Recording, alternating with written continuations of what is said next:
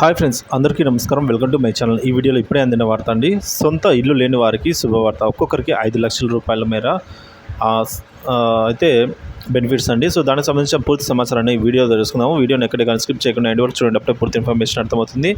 వీడియోకి ఒక లైక్ చేయండి ఫ్రెండ్స్, అలాగే వీడియోని షేర్ చేయండి. ఇంకా విషయానికి వచ్చినట్లయితే, ఉప ముఖ్యమంత్రి మల్లు భట్టి విక్రమార్క సభలో బడ్జెట్ ప్రతిపాదనలను ప్రవేశపెట్టారు. సరిగ్గా మధ్యాహ్నం 12 గంటలకు తన బడ్జెట్ ప్రసంగాన్ని ప్రారంభించారండి.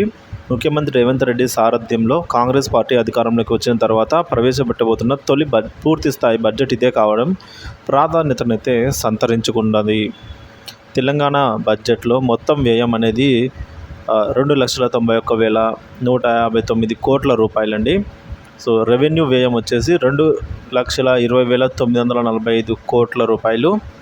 ఇక మూలధన వ్యయం మొత్తానికి 33,487 కోట్ల రూపాయలుగా భట్టి విక్రమార్క ప్రతిపాదించారండి. ఊహించినట్టే బడ్జెట్ కేటాయింపుల్లో వ్యవసాయ శాఖకు అధిక ప్రాధాన్యతను ఇచ్చారండి. వ్యవసాయ శాఖకి ఈ క్రమంలో రైతులపై వరాల జల్లు కురిపించేశారు భట్టి విక్రమార్క. ఈ సంవత్సరం తాము ప్రధానమంత్రి ఫసల్ బీమా యోజనలో చేరబోతున్నామని అన్నారు. దీని ద్వారా అన్నదాతలకు రైతు బీమాను వర్తింపజేయాలని నిర్ణయించుకున్నామని అయితే చెప్పారు.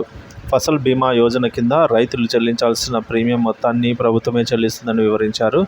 ఇందిరమ్మ పథకం కింద పేదలకు భారీగా ఆర్థిక సహాయం చేయనున్నట్లుగా వెల్లడించారు భట్టి విక్రమార్క. ఎస్సీ, ఎస్టీ ఇతర లబ్ధిదారులకు 5 లక్షల రూపాయల వరకు ఆర్థిక సహాయాన్ని అయితే ప్రకటించారండి. ఇక ఎస్సీ, ఎస్టీ సామాజిక వర్గం వారికి 6 లక్షల రూపాయల మొత్తాన్ని సాయం అయితే రూపేణా అందిస్తామని అన్నారు. ఇక 2023-24 ఆర్థిక సంవత్సరంలో ఇందిరమ్మ ఇళ్ల పథకం కింద రాష్ట్రం మొత్తం మీద 4,50,000 పక్కా గృహాలను నిర్మించాలని లక్ష్యంగా పెట్టుకున్నట్టయితే భట్టి విక్రమార్క చెప్పారండి. ఇందులో ప్రతి అసెంబ్లీ నియోజకవర్గానికి 3,500 ఇళ్లను కేటాయించినట్లుగా పేర్కొన్నారు. ఈ ఆర్థిక సంవత్సరంలోనే వాటిని నిర్మించాలని అయితే ప్రాథమికంగా నిర్ణయం తీసుకున్నామని వివరించారు ఫ్రెండ్స్.